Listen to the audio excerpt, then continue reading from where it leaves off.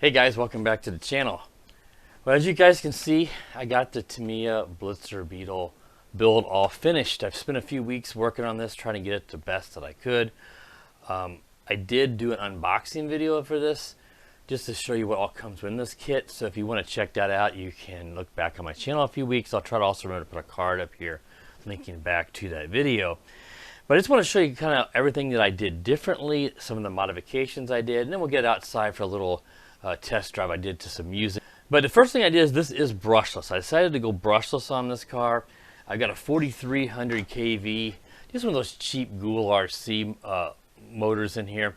I actually had this sitting around for several years and did that. It comes with a 60 amp ESC, so the ESC is a little noisy. The fan's kind of noisy in there, but it works just fine. It's got a lot of acceleration and power. I just much prefer going brushless. Consider how cheap these kits have become if you go with the off brands compared to the 540 brush motor that does come with this in the kit. But I did go ahead and put some a cooling fan on, a cooling fins, not a fan. These are some passive fins that I had on another kit, actually another RC that I spray painted it black to match this, so there's a little blue that's showing up in there still, just to help keep the brushless motor cool. Now the wires are a bit of a mess in here because of the stuff I'll discuss that I did, so it's not the cleanest build inside, but it's been pretty hard to make that a clean wire. It's hard to keep the wires from being a mess in there, considering how I have all this range and everything. But I decided not to go with all the decals, but I did want to go with the black that Tamiya suggests. So I picked up some of their primer here, and I coated the body with the primer. It does come black out of the box, as you can see if you watch the unboxing, but it's just a very dull plastic dyed black. So if you want to, you can leave it that way, but I recommend if you're going to go with black paint or any color, you should spray paint it. So really highly recommend you use Tamiya's paints. They're just really good for models. If you go to the store and buy that paint, I've used those in the past, they just don't work as well. Get some real plastic modeling paint. So I recommend use some primer. Once that dries, I followed up the TS14 black paint and did several coats of that. It just looks beautiful. I just love the way it looks. So when I got it all painted, I thought, you know, I don't think I'm going to mess with all these decals, because the decals to me are just a little bit noisy. As you can see on the artwork on the box here, all the flame-like looks or whatever this is, you know, I guess those are sort of flames is the best thing I can describe. But I just thought it got really noisy. So I think, you know, I'm going to use some of the decals. I just love this jet black just as it is, with the orange accents on the front of the car and the wheels. So I put on the Blitzer Beetle decal on the front, went with one in the back, and then I went with the license plates. I love the California bugged license plates. Went with the decals on the side panel windows here. Got the quarter panel windows on the sides here, and you know, it does have this fake glass in the car, but it doesn't have a rear window in the buggy. But I decided to go with those decals, and I just think it looks a lot cleaner. Now, aside from the brushless motor that I put in here, I did go with full ball bearings in the build, which I did mention during the unboxing. Just gives you much longer run time, top speed, less friction overall. So you just got to do that. The kit doesn't come with ball bearings, which this one doesn't. And then I had this this LED light strip that I had this on a Subotech Jeep, and the Jeep was kind of beat up. I thought, you know what, this would be really cool on this buggy. So I decided to pull that off and put it on here. I did prime this and spray paint it. It was a little bit scarred up, and I have flipped it once since filming this right now, and so it's a little bit scarred up. But you know, it looks nice, and I just love the added lights on the top. So it just really looks really cool, as you guys may have noticed there in the intro. But I'll go ahead and flip it on now here and show you guys what the lights look like. You may hear that loud ESC fan, but there's the lights. And you can hear that buzz, and I really need to replace that ESC. The fan's just really noisy, but it works fine. Right, this sounds terrible.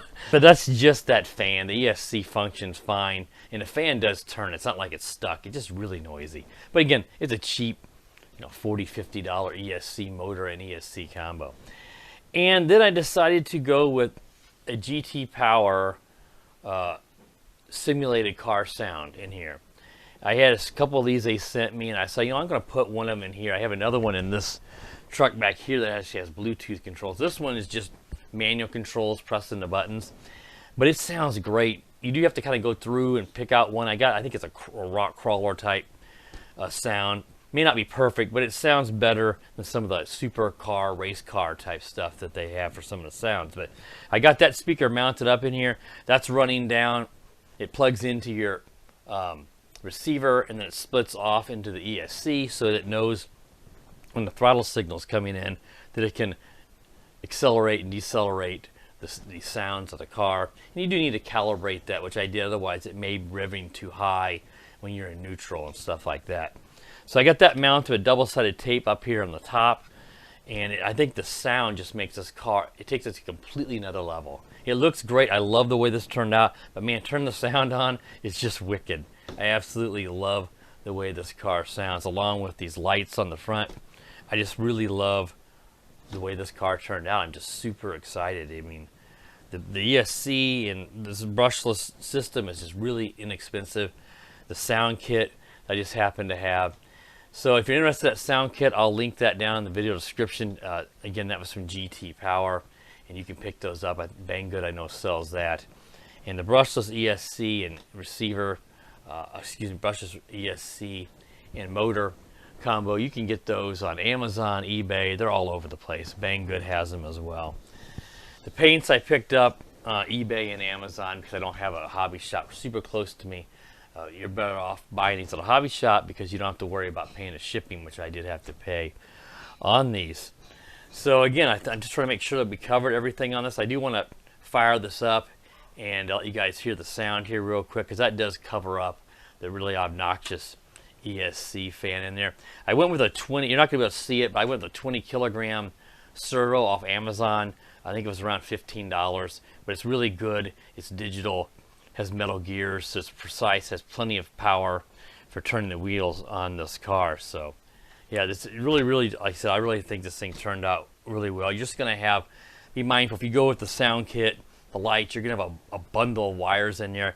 I tried to run the best I could, but you're going to have your Dean's plug in there, and then you got another plug into that's powering up the speaker, and then it's got a red JST and a servo plug in there, and you're ending up with a whole bunch of wires along with this LED light strip plugs into the receiver, and that actually is what powers up the lights on this guy. So let's go ahead and turn it on. I went with a DumboRC TX-RX. I had, this is also from that Jeep. This Subatech Jeep I had, they used some good components with that brushless truck Jeep. And these are inexpensive, $30 or so you can get these with the receiver. So I had one of these laying around, that's what I went with. But if you wanted to pick one of these up, this is not going to cost you a lot of money. I'll try to remember to link to one of these various places, Amazon, Banggood, places like this where you can pick one of these up, depending on where you're located. These are really nice controllers for the price. The Fly Skies as well. I've got a Fly Sky up here which I use with the HSP. These are probably even better. These are somewhere in the $40, $50, maybe $50 range or something.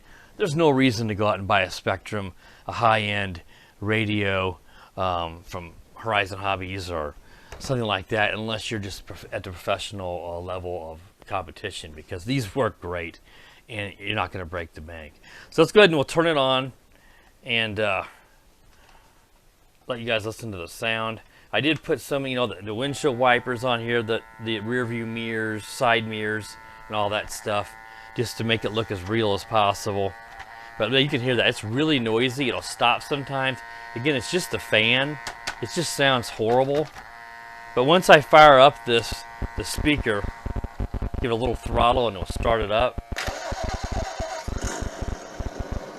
And listen to that. And now you don't hear the fan. So The speaker makes that loud fan a lot less of a problem. Give us some throttle.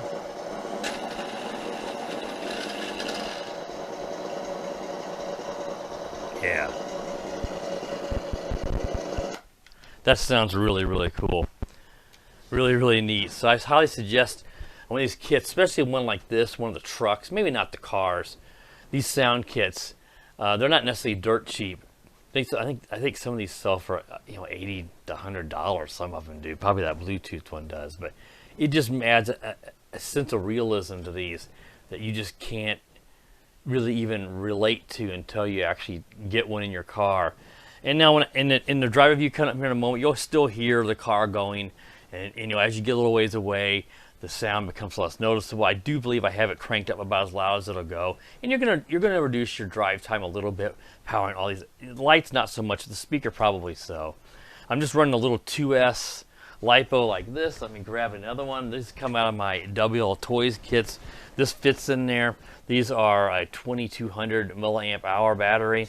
It fits in there just fine. My bigger 2S hard packs are just a little bit too big to get in here and clamp down. If I don't put the clamp, the little piece across the top that holds the battery in, you could probably Velcro it in there. But I had to mount the ESC in here, and you may be able to see through on its side. So there's a little bit limited of room for the bigger packs, but these smaller packs are fine. And if you want to run like a parallel adapter, you can run 2 of these packs probably on top of each other, which I plan to do to extend your run time. Just because those big packs, like I said, are just a little bit too big for this build to actually fit in there well, in my opinion. So, love the way this turned out. Again, I'm super happy. Probably my best build to date. I'm not great at these, but I just really took my time, and I think this just turned out fabulous. So, let's get outside now, and we'll get some of that footage I took earlier today, just driving it around to some music. You guys can see this thing rides wheelies and everything, and it's pretty quick too. I didn't take any speed test, but I'm thinking probably in the 25 to 30 mile an hour maybe range on this 4300 using the stock pinions. So let's get outside now, guys, and get to that drive footage. So we'll be right back.